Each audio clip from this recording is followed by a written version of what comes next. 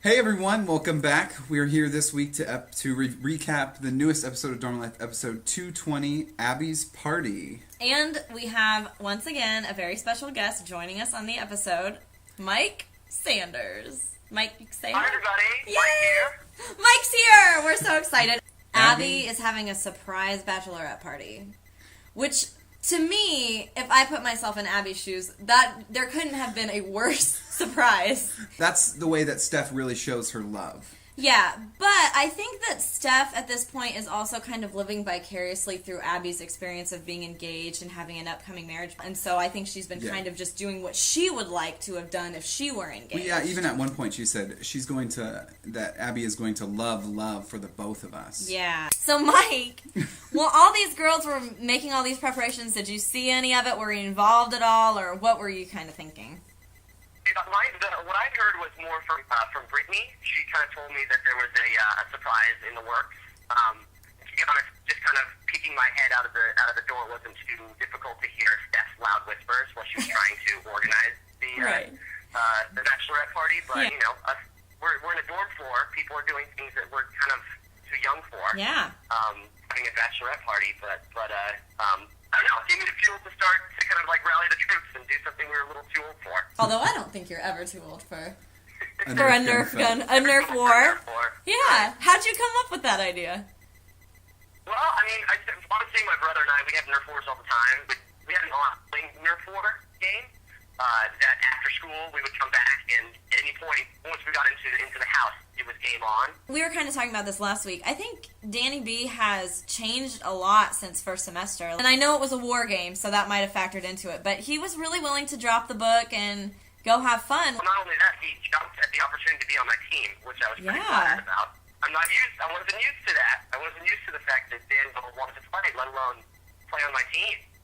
In my mind, I think Daniel has matured a lot in the kind of over this last semester, especially. But, what's funny is that even through the maturity, like it seems like he's had that like willingness to play again, which kind of brings out a younger side in him. Brittany was really kind of looking out for Steph, which I thought was really good, and kind of realizing that she might be in denial a little bit about what had happened before. Mm-hmm. You know, it was good to include all the girls on the floor in on a discussion. Oh, yeah. It took the wise words of Abby to finally make Steph realize. How about that? You know, the kind of disillusionment that she was in. The thing that she said, that it was like she had talked to Marshall and he helped her realize that it was her fault. I was just like... That's such an abusive relationship. Oh my gosh. That's like... When she said that, I was just like, all potential sympathy that I could have for Marshall just absolutely flew out the window. I've been trying to figure out Marshall for a long time, and I feel like he's put himself at the center of the Marshall universe, and such that like if something doesn't affect him, then it's not a problem, right? Yeah. But I think that he's, you know, because he's put the blinders up so much that he's just kind of left a trail of destruction. When Steph gets involved and when it's kind of dealing with real emotions and when it's really kind of cutting someone to the core, like, I totally agree with you, Lisa. Like, that's kind of something that makes me kind of take any and all, like, validation I'm trying to get to him and kind of throwing it out the door. Yeah. And even the clown was, like, nodding his head. Did you notice that? Like, even the clown could tell that this was a bad situation for Steph to be in. It was almost like an intervention. Yeah. Like, it took a whole room full of people being like, Steph, this isn't okay for you. And that's what it finally took for her to realize. And then she goes out in the hallway, and I had to like rewatch that speech like 3 times in a row because it was that awesome. You can tell a lot of Brittany has rubbed off on I think. What do you think about that, Mike? Yeah, I mean, I think Brittany and Steph have developed a pretty, honestly, great relationship. Like, their friendship is especially over this last semester, like, has become something that's more prevalent in both Brittany and Steph's lives. I think she's been through experiences of you know, going through relationships and in a way can kind of offer that advice that she can take Brittany under, or can take under her wing and kind of guide her in some regard through the tumultuous relationship that is Marshall. I was definitely very proud of her to finally stand up. You know, and a lot of times women who get into these kind of verbally abusive relationships, a lot of times are beaten down to the point where they never want to, or they don't feel like their opinion is valid enough.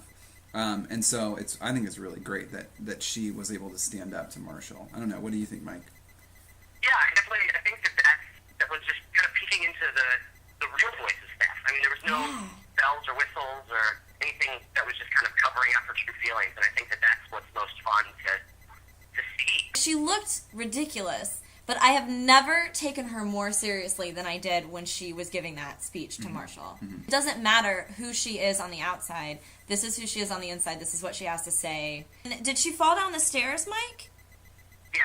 Yeah, okay, that's what I thought I heard happen, but it was like, it sounded really bad. The camera crew dropped all their stuff to go help her. It's very rare that the crew ever breaks that fourth wall and kind of just steps into our world for a bit. And thinking over the edge of the banister, it wasn't necessarily the best sight to see that I've ever seen. It was actually pretty awful because Steph was like just kind of a crumpled heap basically on the fourth story banister. And so it was scary. I mean, it's definitely a scary thing when you see a friend that's kind of like laying there unconscious and you don't really know what to do. Marshall kind of like saunters over to the area of the stairs. Like he was not in any hurry. It was like he did not care that she had potentially and normally really hurt herself. Normally he thrives in these emergency type situations. As an RA. He walked up to the banister and he was very kind of like, I don't know, dull in his dialogue with kind of the crew and wasn't even involved at all, just kind of standing there watching. But he attributed it to not being on duty, is what he said. Let's talk about Josh a little bit. Because he's been really working on putting this documentary together. Return to Dormalcy, which was clever. I like that. But as for the rest of the documentary, it doesn't look like it's in very good shape. He's kind of at a point now where I can tell he's flustered, he's frustrated. Yeah. It took him about 2 months to even think of the name Return to Dormalcy. So once that was checked off the list, I think he didn't realize that he had quite a bit of post-production to do on his documentary. It seems like, too, he's kind of stretching the meaning of the word documentary because I should have recast this documentary. The dialogue isn't playing and all the, it's like, it seems to me that he's really kind of trying to force what he wants the story to be about. I think that maybe he's struggling a little bit because of that.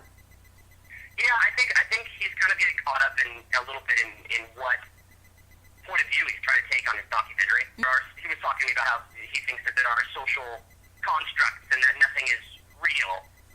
If he made that his commitment and he commits to that idea, then that's at least a consistent point of view. But it seems like there's inconsistencies in the work that I think are just in a way paralleling the inconsistencies of his kind of artistic expression right now. That was a mouthful.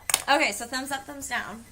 My thumbs up this week goes to Abigail. Oh, cool. I think it was Abby's voice that really got Steph, that cleared her head and kind of made her see things clearly for the first time. Yeah. Mike? My thumbs up goes to Steph. It took a lot of strength for her to finally step up and voice her true feelings, which have been so long pushed down by Marshall. I'm going to agree and say thumbs up, Steph. As a girl, it was just such a good example of how you should stand up to people and not let them walk all over you. Just because you're trying to be nice and supportive, that doesn't give them the excuse to take advantage of that. So I thought that was really a cool message. Okay, thumbs down. Okay, my thumbs down this week, of course, goes to Marshall. He was bragging about the fact that he hooked up with the hottest girl on the floor, but managed to stay in a relationship with the He said she was like the least attractive, and I'm like, that's your girlfriend. Mike? My thumbs down this week goes to Shane. Broke a lot of rules while we were playing the nerf. I'm kidding, it's Marshall. My thumbs down by default, always. Whether or not Marshall didn't physically push her down those stairs, but in my mind, he had a lot to do with the fact that Steph got hurt. Across the board, thumbs down week for Marshall, because I will also definitely give him a thumbs down. Wow, 3 thumbs down. Yeah, I think that's a record. Anything you want to say to those who are watching? Keep watching. Plenty more hijinks on the way for semester 2. Oh, and you get to see Josh's documentary. Ooh. All right. All right. Oh, that's motivation. No spoiler alerts from this guy. Oh, good.